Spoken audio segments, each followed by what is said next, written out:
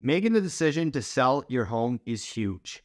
It can have a huge financial impact on your life. And that's why you need to pick the best realtor possible in your region, in your city to do that job for you. In this video, I'm going to go through the 5 main topics that the realtor should be discussing when you're sitting at the table going through or interviewing them. If they're not discussing these 5 things, they're probably not the right realtor for you. And things have changed a lot over the past 10 years, so some of these are pretty obvious and others aren't so obvious.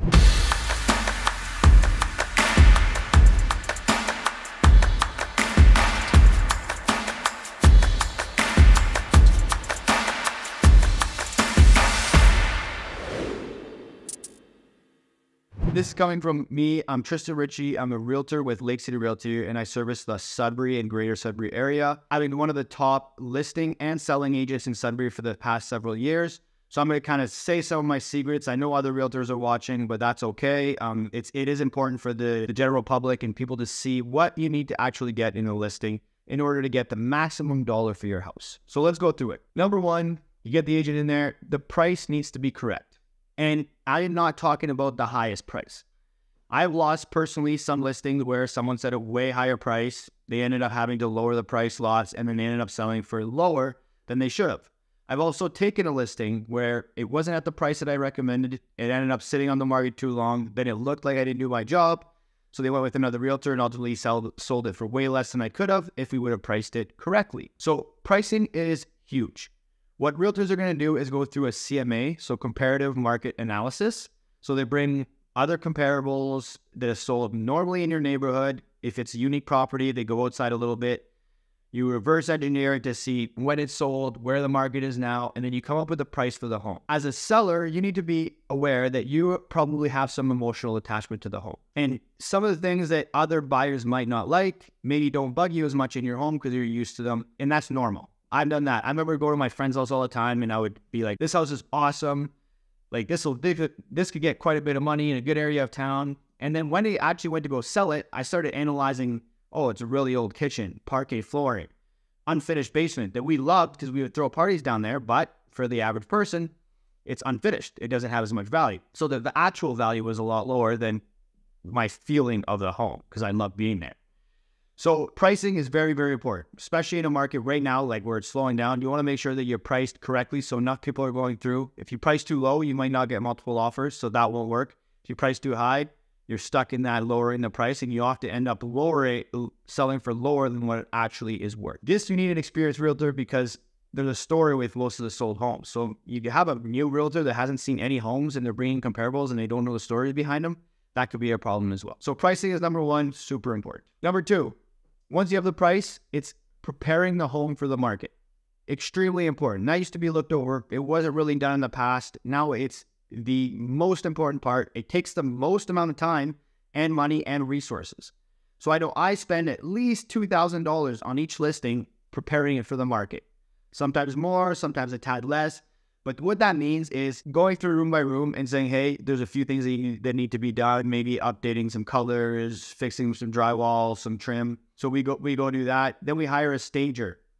If you have furniture in there already, she comes and she stages it along with your furniture, removes things, declutters, does some recommendations, maybe move your couch from this side to this side. The feng shui is better. So more people will feel good walking through your home. So that's extremely important. Don't skip this step. And then we do the photos, the video, and I know most agents are doing this now, but in Sudbury at least, I was the first one to do videos for every single listing. So we know the process, we have it pat down, and we know how to market it. So your agent, if they're not offering that, get rid of them because that is the bare minimum. Next, once you have all this marketing material, and this is included in the commission, well, for us it is, so depends on what realtor, there's the marketing of the home. So once you have all this marketing material, this is all done 2 weeks prior to listing.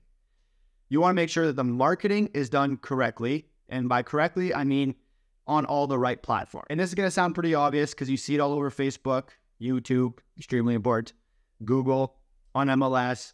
The realtors are all going to tell you, oh, we posted on 80, 100 sites and it gets maximum exposure. So every realtor does that. Once you put it on MLS, there's a system called DDF, which means it sends it out to a whole bunch of different websites automatically. So the newest agent that knows nothing about real estate, they can do that just by putting it on the MLS. But you want to get it in front of more eyeballs than just MLS, right? The more people that see it, the more chance of getting a higher offer. So what you're going to have to do, or your realtor is going to be doing for you if they're doing their job, is marketing it, not just posting it, is also paying for promoted ads and not just wasting their money on promoted ads, because right now it is so saturated. So over the 8 years that I've been in real estate, again, we were the first people to be doing this way back in the day, which got me my head start in real estate, was marketing people's properties. And we became experts at this. So it's finding the niche. If you're selling a $1.5 million house in Sudbury, you're not going to target it to people that are just out of school because they can't afford that yet. There's a certain demographic and you need to target them.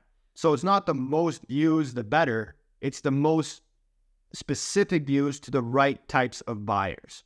So you really need to zero in on that. Then there's retargeting. My full-time marketing admin, she does the retargeting. There's certain people that have clicked on other ones of our listings that are obviously interested in these $1.5 million lakefront listings. So they're obviously interested in these listings. So we want to retarget them. We want to show them the new lakefront home that pops up.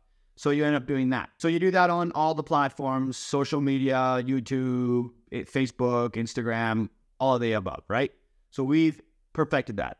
And then there's the natural following. So someone in Sudbury who posts a listing that has a big following will help you get a natural following, right? These are people that are following them for real estate related stuff. They're going to get more eyeballs and they're more trustworthy. So the content that they put out is more likely to have more viewers and more people going to see. So luckily for our clients, I got, for the last 3 years, the top social media agent in all of Sudbury, which means there's lots of exposure for our clients. So this truly helps. But any type of exposure is good. So if talk to your realtor, I'm sure they'll get you, they'll put it in front of the right people, and they can just watch this video as well and they can help them out. So marketing alone, spending money on ads, not just posting it, okay? Very, very important. And then targeted posts. So you're not just promoting it to any random person. Number 4, this is coming back around, kind of. Not many people do this one anymore, but it's super important. So it's the email marketing and text marketing. And that sounds obvious, again, but we have created these lists.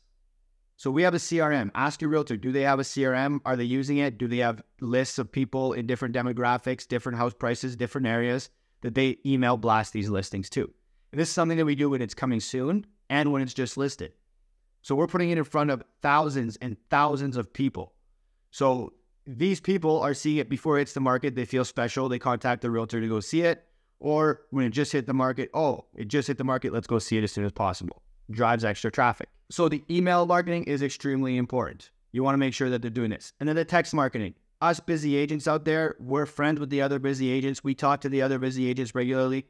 If I know there's 15 agents that are in the south end of Sudbury and they work with a lot of buyers there, I'm going to text them, hey, I got this one coming up. I got this one coming up.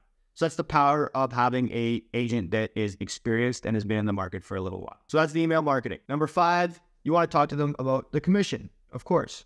There's no standard commission as much as you may believe. I'm sure you've heard the 5% out there is standard. You're not allowed as a realtor to say that there's a standard, because there's not. People can charge 0. People can charge 20%. Obviously, no one's going to use a 20%. We charge 5.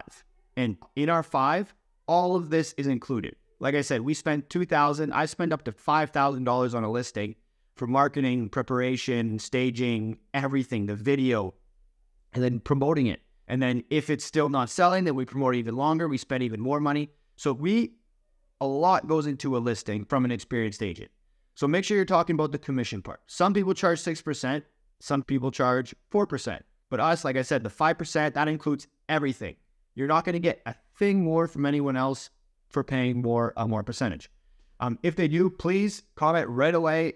Let me know. I will add it to our listing immediately because I believe in offering the best service possible. So those are the 5 points that you want to discuss with your realtor when they're sitting at the table with you and they're trying to get you the best price on your home. If you have any questions, if you're looking to buy or sell, I have a team here. We would super happy to help, and like, comment, and love to help you at any time. So I'm Tristan Ritchie from Lake City Realty, and I'll see you in the next video.